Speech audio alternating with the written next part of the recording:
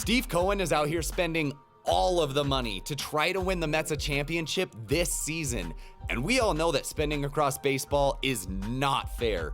But how has this actually worked out in the past for teams? Over the last 10 seasons, how have the top spending teams done?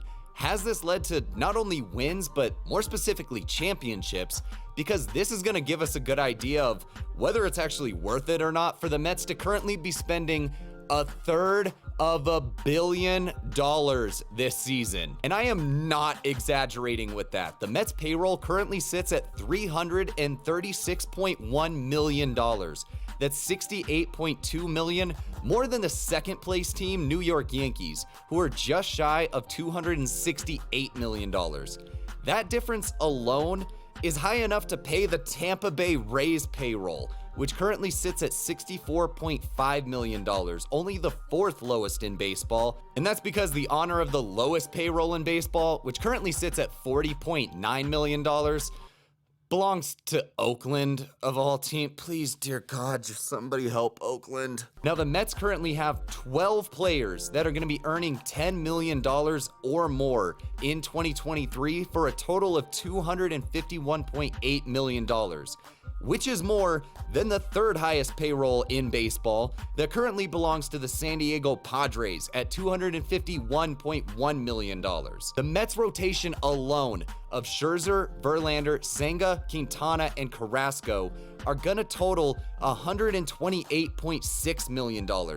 That's higher than Milwaukee's payroll of $106.6 million, which is currently 19th in the league. Just the Mets' top 5 contracts of Scherzer, Verlander, Lindor, Marte, and Nimmo, which total almost $160 million, making up about 48% of the Mets' payroll, is more than the 15th ranked payroll of $155.5 million, which currently belongs to the Colorado Rockies? What?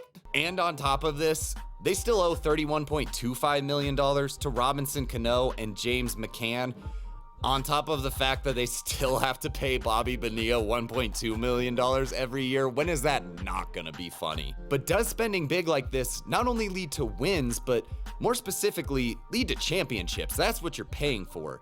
So over the last 10 seasons, how have the teams with a top 5 payroll entering opening day actually done that year? Out of these 50 teams, they averaged a record of 87 and 75. There were 3 seasons where the top 5 teams averaged 90 or more wins, but also in 2017, they averaged 76 wins, with only the Dodgers having a winning record of 104 and 58, and both Detroit and San Francisco finished that year 64 and 98. There were 8 teams that finished with 100 or more wins. That's including the 2020 Dodgers that were on pace for 100 or more wins. But there was also 16 teams that finished with a losing record, including the 2020 Houston Astros that were 29 and 31 and the LA Angels that were 26 and 34. Now, 2020 obviously wasn't a full season, so kind of take that as you will. Now, over this time, World Series winners averaged out to about 8.6 in payroll, so 8th or 9th, give or take, with only the 2018 Boston Red Sox having the highest payroll entering the season. To go along with this, though, you had the 2013 Boston Red Sox and the 2020 Dodgers that were top 5 in payroll. But on the flip side of this, you had the 2015 Kansas City Royals and the 2017 Houston Astros, who were both bottom half in spending, ranking 17th, to go along with the 2021 Atlanta Braves, who were ranked 14th, so just shy of bottom half. But the other 7 teams that won were all within the top 10 in spending, so it's not like a lower paying team can't win, but more than likely spending is gonna help. Now, if you're enjoying the video so far, make sure to hit like and subscribe so that you get more baseball content like this.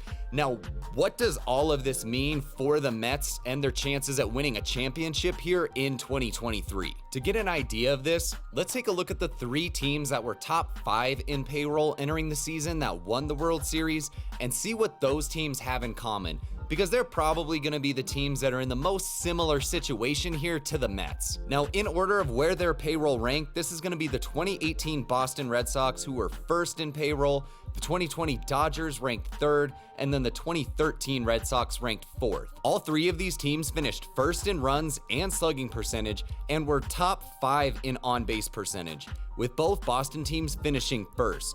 They did this by working the counts, either being top 5 in strikeout percentage or walk percentage. This all led all of these teams to being top 2 in WOBA and top 3 in WRC+. Now, as far as the pitching, these teams finished top 5 in either their walk percentage or strikeout percentage as well, also finishing top 2 in ERA- and top 5 in FIP-.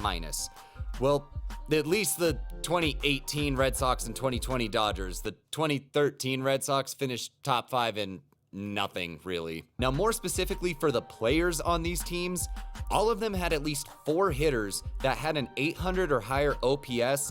That's in at least about 100 at-bats in 2020 and 475 in the other years. And they had 1 guy that finished with a 900 OPS or higher.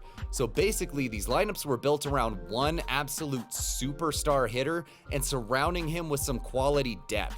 As well as this, all of these teams had a starting pitcher with an ERA under 3. That's at least 50 innings in 2020 and 100 or more in the other seasons. So they at least had this go-to ace that every 5 days you could say, go out and win us this ball game. And shout out Clay Buchholz for just getting over 100 innings so I could include this part. Now, last season, the Mets ranked 6th in runs, 8th in slugging percentage, and 2nd in on-base percentage. Their 3rd ranked strikeout rate doesn't need a whole lot of improvement, but where they can really make this adjustment is their soft hit percentage was 15th in the league and their hard hit percentage was 21st. So they can improve the batted balls that they're putting into play. Try to square them up just a little bit more. That'll give them some better results on what they do eventually end up hitting, and hopefully raise up all of these numbers along with their 6th ranked WOBA and their 3rd WRC+. Now, this is basically gonna be the same lineup from last year because they didn't really lose anybody, and they're only really bringing in Omar Narvaez, and that's not gonna be a huge change to the lineup. Now, they do have top prospects, Francisco Alvarez and Brett Beatty, who are ranked 3rd and 21st respectively per MLB.com, and who knows, maybe they come on strong. Weirder things have happened, right? Now, last season, their pitching finished 1st in strikeout percentage and 4th in walk percentage, leading them to the best strikeout minus walk percentage in baseball. Where they can improve, though, is they had the 8th best ERA minus and the 7th best FIP minus. So the batted balls that they were giving up probably weren't quite to the same tier as their strikeouts and walks, meaning that with this little bit of turnover that's going on in their rotation here, if they can maintain close to these same strikeout and walk numbers, but then get a little bit better results on the batted balls now with guys like Verlander, Senga, and Quintana, this could be one of, if not the best rotations in baseball. Now, in this lineup, you do have 4 guys that had an 800 OPS or higher last season. That's Brandon Nimmo, Starling Marte, Pete Alonso, and Jeff McNeil. And it's not like there aren't 1 or 2 other guys in this lineup that can do that, including Francisco Lindor. Now, they didn't have a hitter that finished with a 900 OPS or higher last season, but Pete Alonso hit 941 in 2019.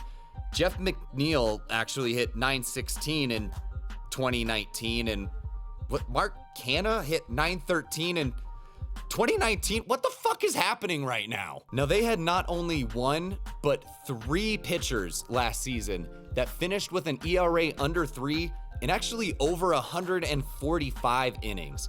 You had Justin Verlander, the AL Cy Young winner, who had a 1.75 ERA through 175 innings.